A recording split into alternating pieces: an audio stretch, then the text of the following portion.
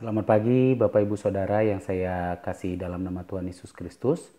Pagi hari ini kita akan mendengarkan kebenaran firman Tuhan.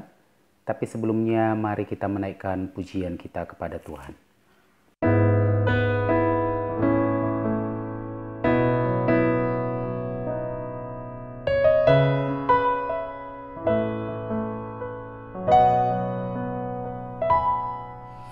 Tuhan, inilah hidupku, ku serahkan padamu segala cita-citaku, masa depanku menjadi jadikan kami terang-Mu di tengah kegelapan dunia, membawa bangsa-bangsa kepadamu. Tuhan, ini kerinduanku bagi-Mu Tuhan, seluruh hidupku. Pakailah Tuhan bagi kemuliaan-Mu, genapi seluruh rencana-Mu, sampai bumi penuh kemuliaan-Mu.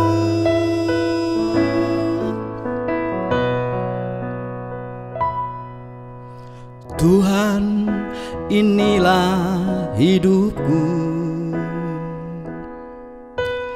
ku serahkan padamu segala cita-citaku, masa depanku menjadi milik-Mu. Jadikan kami terang-Mu di tengah kegelapan dunia, membawa bangsa-bangsa kepadamu. Tuhan, ini kerinduanku bagi-Mu Tuhan, seluruh hidupku. Pakailah Tuhan bagi kemuliaan-Mu, genapi seluruh rencana-Mu, sampai bumi penuh kemuliaan-Mu. Bagi-Mu Tuhan, seluruh hidupku. Pakailah Tuhan bagi kemuliaan-Mu, genapi seluruh rencana-Mu, sampai bumi penuh kemuliaan-Mu, sampai bumi penuh kemuliaan-Mu, sampai bumi penuh kemuliaan-Mu. Selamat pagi, Tuhan memberkati. Mari kita berdoa.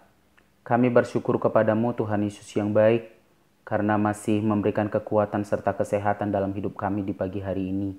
Sebelum kami melangkah dalam setiap aktivitas kegiatan kami, perlengkapi kami dengan kebenaran firman-Mu yang akan menjadi kekuatan kami di sepanjang hari ini Tuhan. Urapi kami semua, hamba-Mu yang akan menyampaikan kebenaran firman-Mu, baik kami semua yang mendengarkan kebenaran firman Tuhan. Dalam nama Yesus kami sudah berdoa, haleluya, amin. Puji nama Tuhan Bapak Ibu Saudara. Pagi hari ini saya berharap Bapak Ibu Saudara semua dalam keadaan baik ya. kita langsung melihat kebenaran firman Tuhan pada pagi hari ini yang terambil di dalam Lukas pasal yang pertama, ayat 28 sampai dengan ayat yang ke-31. Begini firman Tuhan. Ketika malaikat itu masuk ke rumah Maria, ia berkata, "Salam hai engkau yang dikaruniai, Tuhan menyertai engkau." Maria terkejut mendengar perkataan itu, lalu bertanya di dalam hatinya, "Apakah arti salam itu?" Kata malaikat itu kepadanya, "Jangan takut, hai Maria, sebab engkau beroleh kasih karunia di hadapan Allah. Sesungguhnya engkau akan mengandung dan akan melahirkan seorang anak laki-laki, dan hendaklah engkau menamai dia Yesus." Puji nama Tuhan. Tema pada pagi hari ini adalah Natal melepaskan ketakutan. Berbicara tentang Natal, maka itu tidak terlepas dari berbicara tentang kelahiran Tuhan Yesus. Jadi bisa juga kita ambil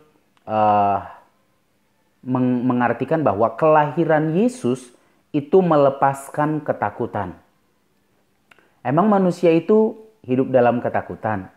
Firman Tuhan tadi di dalam ayat yang ke-30 berkata bahwa jangan takut.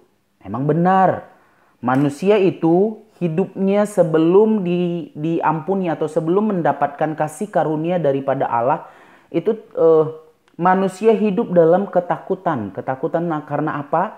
Karena sejak manusia pertama jatuh ke dalam dosa, maka semua manusia dari generasi ke generasi berikutnya itu semuanya sudah hidup di dalam dosa. Dosa ini upahnya adalah maut. Dosa ini yang akan membawa manusia kepada penderitaan. Makanya bisa diartikan bahwa manusia hidup di dalam satu ketakutan. Tapi kelahiran Yesus, Natal yang kita peringati pada bulan Desember seperti ini, kita biasanya di bulan Desember itu akan memperingati hari kelahiran Yesus. Dan itu mengingatkan kita bahwa itu adalah melepaskan kita dari satu ketakutan. Ya. Mengapa kita bisa terlepas dari satu ketakutan? Kenapa kelahiran Yesus ini bisa melepaskan kita dari ketakutan kita? Ya, dimulai dari kata salam tadi, di dalam ayat yang ke-28 tadi ia berkata, "Salam hai engkau yang dikaruniai." Salam di sini memiliki arti yaitu bersukacita, bergembira, senang. Jadi malaikat ketika bertemu dengan Maria, baru bertemu saja, malaikat sudah mengatakan bahwa bersukacitalah, bergembiralah, senanglah, hai engkau yang dikaruniai. Ya, dikaruniai di sini itu secara berlimpah. Jadi sukacita itu berlimpah, gembira itu berlimpah, senang itu berlimpah. Yang tadinya manusia hidup dalam satu ketakutan, maka mulai dari pemberitaan tentang kelahiran Yesus, maka malaikat sudah menyampaikan bahwa senanglah secara berlimpah, bergembiralah secara berlimpah, atau bersukacitalah secara berlimpah-limpah. Kenapa kita bisa bersukacita atau bergembira secara berlimpah yang tadinya hidup kita dalam satu ketakutan?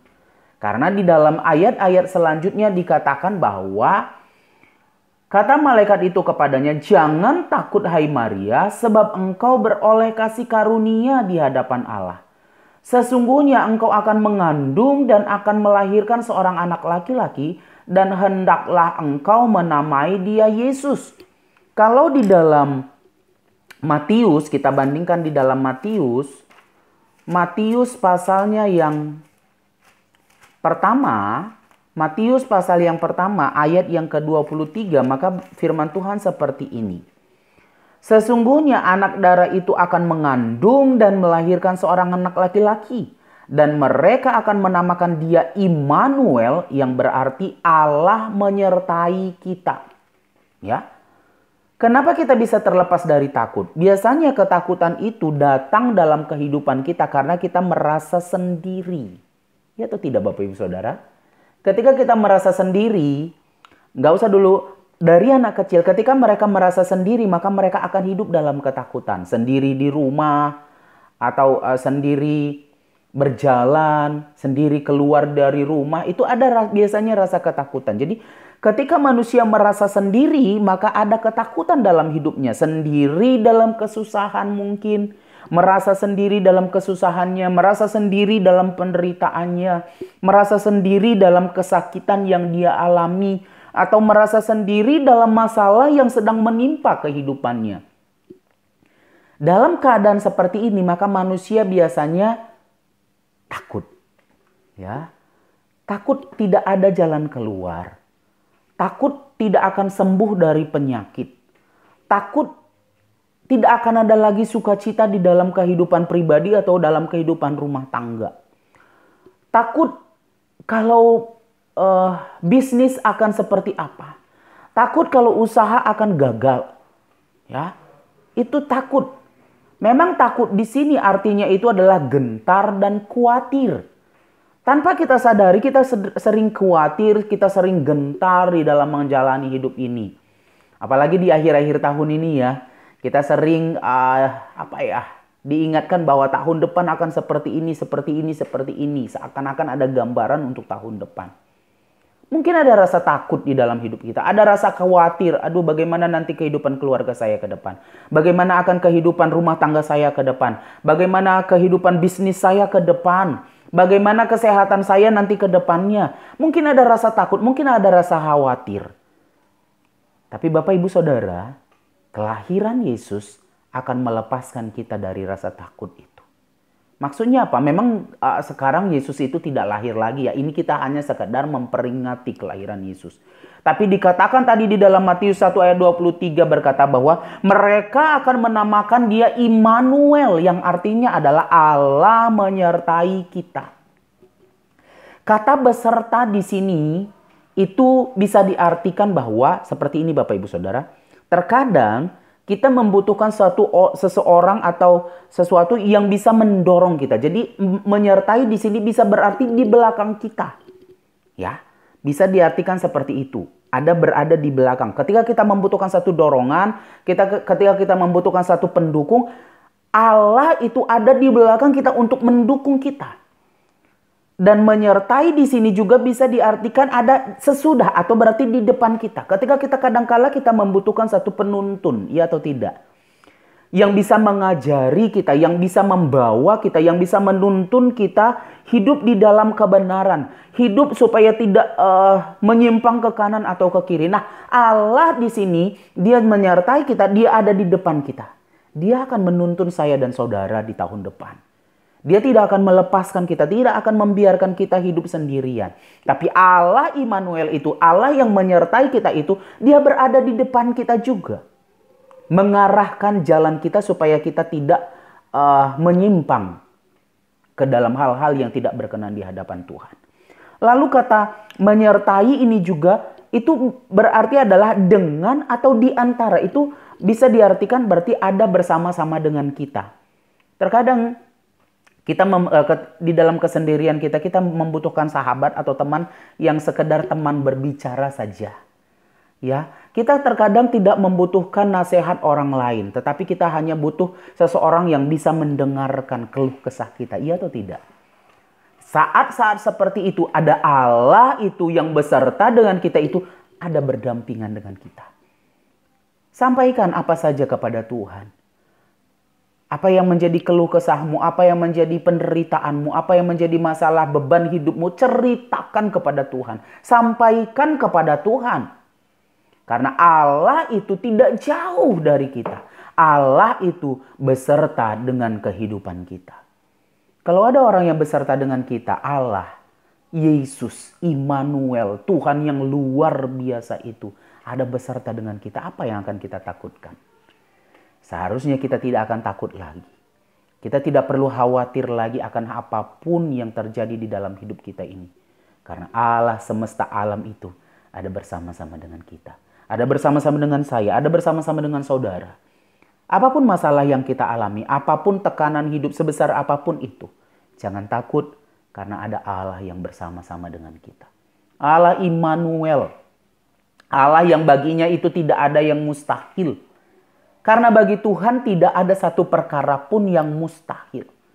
Gembala pun disampaikan kepada mereka bahwa jangan takut. Ketika kabar baik itu disampaikan kepada gembala, malaikat juga berkata jangan takut.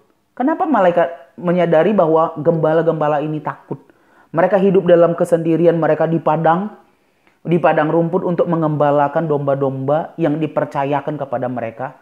Mereka hanya hidup dalam kesendirian mereka. Mereka hanya mengandalkan kekuatan mereka untuk bisa selamat. Mungkin dari tiba-tiba mungkin ada serangan yang datang kepada mereka. Ada yang mungkin mau merampas domba-domba yang mereka gembalakan. Ada ketakutan. Tapi malaikat berkata kepada mereka, jangan takut. Saya dan saudara tidak perlu takut. Kalaupun ketakutan itu datang, jangan itu menguasai kehidupan kita. Kalaupun kekhawatiran itu datang, jangan kekhawatiran itu menguasai kehidupan saya dan kehidupan saudara. Sehingga membutakan mata kita, sehingga kita tidak bisa melihat apa-apa. Sehingga kita tidak bisa melihat pertolongan Tuhan. Kita tidak bisa melihat kebesaran dan keajaiban Tuhan. Tapi mari pagi hari ini, firman Tuhan mengatakan, mengingatkan kepada kita, kelahiran Yesus. Mungkin Yesus tidak lahir lagi, tapi kehadiran Yesus. Ketika engkau melibatkan Yesus dalam segala sesuatu yang engkau alami, maka tidak perlu ada rasa takut di dalamnya. Kehadiran Yesus itu akan menyingkirkan ketakutan. Puji nama Tuhan Bapak Ibu Saudara.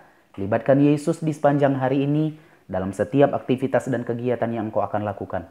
Maka percayalah, keberhasilan, kesuksesan itu yang akan kita dapatkan di sepanjang hari ini. Mari kita bersatu dalam doa. Kami bersyukur kepadamu Tuhan, karena kami sudah mendengarkan kebenaran firman Tuhan. Engkau ada bersama-sama dengan kami. Tidak pernah meninggalkan kehidupan kami sedetik pun. Dan itu yang kami imani dan kami amini Tuhan. Maka di sepanjang hari ini pun Engkau beserta di dalam hidup kami. Dalam setiap aktivitas kegiatan yang akan kami lakukan. Sehingga kami boleh mendapati satu pertolongan daripada Tuhan. Keberhasilan demi keberhasilan di sepanjang hari ini Tuhan. Jauhkan kami dari mara bahaya, maut, kecelakaan, niat hati manusia yang kurang bertanggung jawab. Bahkan hal-hal lainnya yang ingin mencelakai kehidupan kami. Tuhan lalukan itu semua. Tapi biarlah Tuhan, malaikat Tuhan berpasukan memagari kehidupan kami di sepanjang hari ini. Terima kasih Bapa yang baik. Ini doa kami. Kami sudah berdoa dengan penuh ucapan syukur di dalam nama Tuhan Yesus Kristus. Haleluya. Amin. Selamat pagi Bapak Ibu Saudara. Selamat beraktivitas. Tuhan Yesus memberkati. Yesus Tuhan, Juru Selamat dunia.